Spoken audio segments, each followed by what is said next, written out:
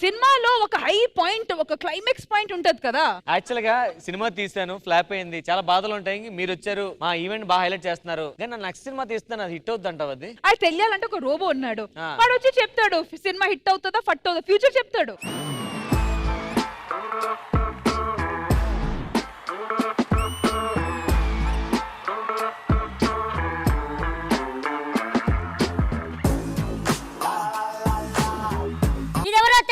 చిట్టి, ఇది చిట్టి రోబో. కాస్త ఆరోగ్యం బాగాలేక వీల్ చైర్ లో తీసుకొచ్చాం, ఏమనుకోకండి. అంటే రోబో కూడా ఏదో పోయిందా ఏంటని? కొన్ని పోయాయి రోబో. సరే గాని నువ్వేమేం చెప్తావు? నేను future, present, past. Past. Past. Present చెప్పు ఒకసారి. Present sir. ఫాస్ట్ గా చెప్పు. Present sir, present sir, present sir, present sir. Future రాదా? ఫ్యూచర్ ఈ ఎపిసోడ్ తర్వాత వస్తుంది. ఈ ఎపిసోడ్ తర్వాత రావాలంటే కరెక్ట్ గా చెయ్యండి.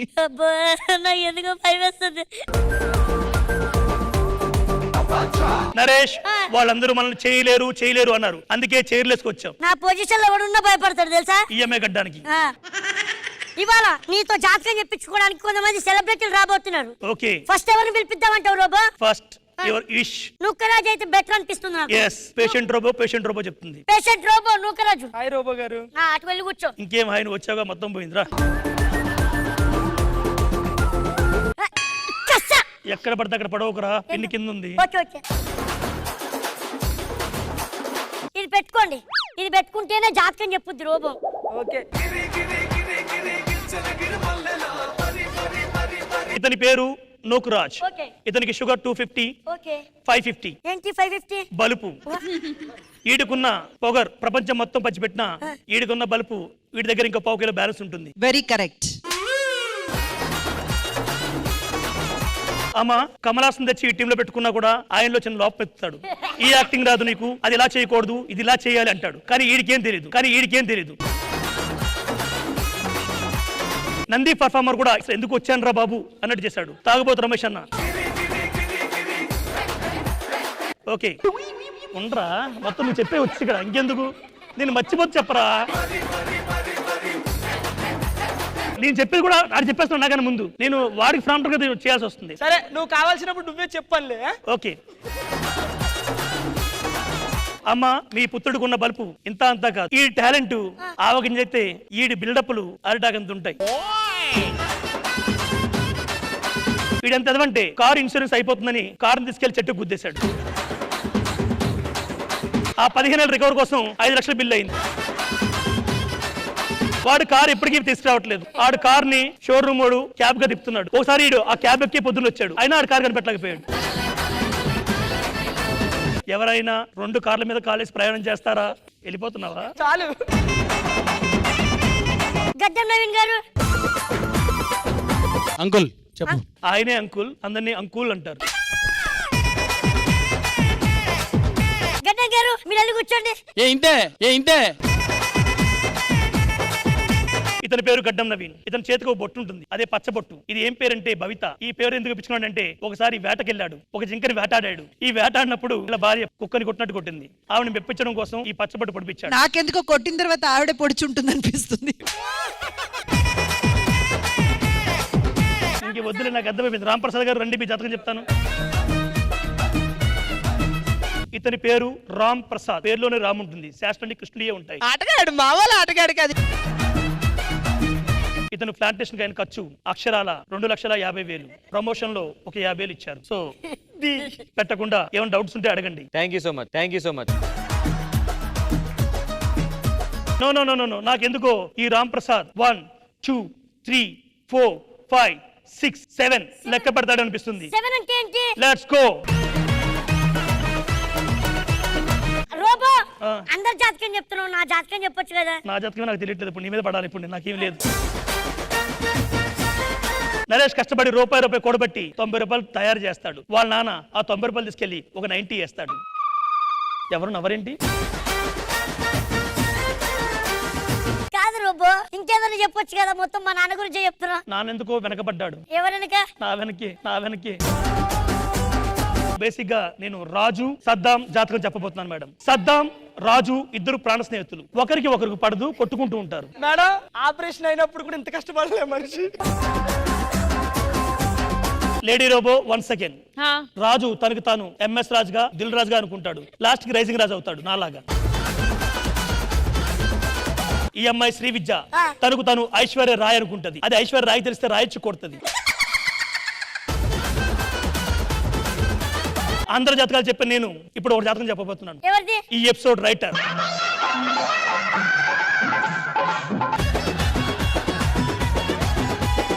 బేసిక్ గా ఇతని పేరు బాబు.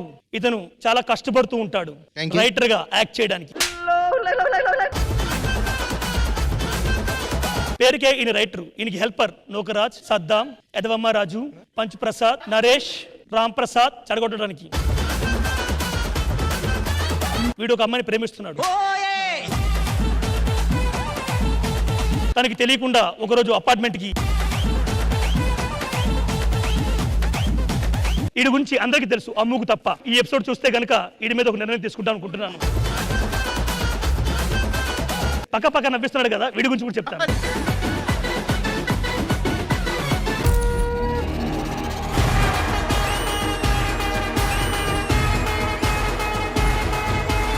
ఎలాగో న్యూ ఇయర్ వస్తుంది కదా, రెజల్యూషన్ ఏమనుకుంటున్నావు? ఇందుకు నీ రెజల్యూషన్ ఏంటో చెప్పు. ఆయన ఇంకో 4 సీరియల్ చేస్తూ ఇంకా బాగా ఫేమస్ అయిపోవాలి. ఇంకా ఫేమస్ అవ్వాలి నీకు, అంతే కదా మరి. ఆయన షూటింగ్ లో బాగా బిజీ అయిపోయారు అనుకో, అప్పుడు నేను చక్కగా పుట్టింటికి వెళ్ళి హ్యాపీగా రెస్ట్ తీసుకోవచ్చు. పుట్టింటికి వెళ్ళా? ఎవరు చెప్పారు? మెట్టినింట్లో ఉంటేనే హైపర్ గా ఉండొచ్చు. ఏంటమ్మా గోళ? పుట్టినిల్లు గొప్ప అని ఆవిడంటుంది, కాదు మెట్టినిల్లే గొప్ప నేను అంటున్నా. ఇప్పుడు చెప్పండి, మీరు పుట్టినిల్లు గొప్ప మెట్టినిల్లు గొప్ప చెప్పండి. పుట్టినిల్ల మెట్టినిల్ల సంబంధం లేదు, ఇల్లు అయితే చాలు. మెట్టింటి మినపప్పు కన్నా పుట్టింటి పెసరపప్పు మిన్నా, అత్త పెట్టే జీడిపప్పు కన్నా అమ్మ పెట్టి ఏమ్మా మన కిరాణా షాపా? అసలు ఆడవాళ్ళు పొద్దుటి నుంచి ఎంత పని చేస్తారో ఒక్కరికైనా తెలుసా? ఆడవాళ్ళ మండి మేము, మీ 2 కళ్ళ మండి మేము, కూరే మీరైతే ఉప్పే మీ వండి. ఇదిగో 2 కాళ్ళ బండి కాదు, ఇది ఎగిరే గుర్రం లాగా మీరు ఎత్తుకెళ్ళి చూపించారు. ఆడవాళ్ళ మండి మేము, మీ 2 కళ్ళ మండి మేము. అమ్మ ఫస్ట్ పుట్టింట్లో కూతురు ఎలా ఉంటది? నరేష్ని లేమ్మా. ఏయ్ అసలు లే. ఓయమ్మా. ఏదమ్మా? నువ్వేం చేస్తావు అత్తగారింటికి వెళ్తే? అత్తయ్యని బ్యాడ్ చేస్తా.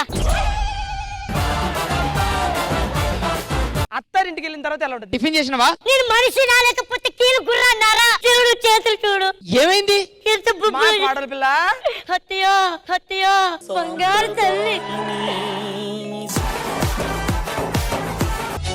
ఓ ఇదేమిటమ్మా మాయా మాయా మండే దొబ్బిందా, తల్లి పిల్లం పొరుబడలేక పిచ్చిగిట్టలేసిందా, సావనా బక్కనా సావనా ఇద్దరి నడుమని నేమనా, పెళ్ళాము ఓ దిక్కు తల్లి ఇంకో దిక్కు, వద్దురా ఇంకొద్దురా ఈ టార్చరు నాకింకొద్దురా.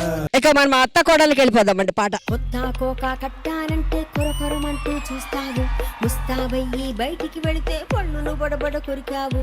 నువ్వు వద్దు నీ కొడుకొద్దు పుట్టింటికి నే పోతాను అంటావా అత్త? అంటావా అత్త?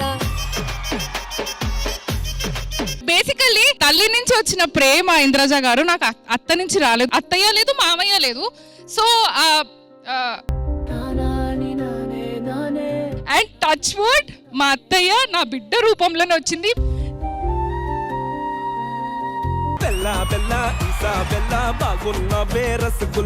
యుఎస్ లో చాలా మంది అమ్మాయిల మనసులు మీరు దోచుకున్నారంట. ఇంకొకరి మనసు ఉంది. ఒకే ఒక్క మనసు ఉందా? ఎవరిది? మీరే అండి. చీకట్లో కూడా నీడలా నీ వెంటే నేను ఉండగా, వేరే జన్మంటూ నాకే ఎందుకులే, నీతో ఈ నిమిషం చాలులే. అందం లైక్ సీరియస్లీ నా చిన్నప్పటి నుంచి ఒక చైల్డ్హుడ్ క్రష్.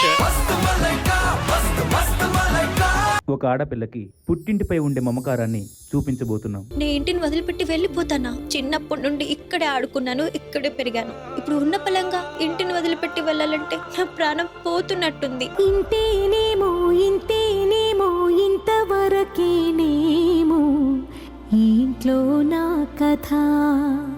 వర్షిని అక్కడ కూర్చొని ఇది నా పళ్ళెం అనేసి తినేటప్పటికి ఎంత గుండె కోతనో. వర్షిని, నువ్వెంతో ఇష్టంగా కూర్చునే నీ చైర్ని నాకు ఈ బెడ్ మీద తప్ప ఇంకెక్కడ నిద్ర పట్టదని నీకు తెలుసు కదా.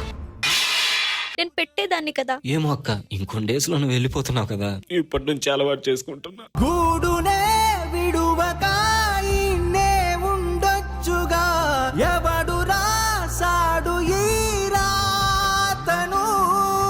ఫస్ట్ టైం ఫీల్ అవుతున్నా, రే ఆడపిల్లకి ఎందుకు పుట్టింది చందమామ అని. ఇంతేనేమో ఇంతేనేమో రేపు పొద్దున నా పిల్లలు కూడా పెళ్లి చేస్తే ఇలాగే ఉంటుందేమో.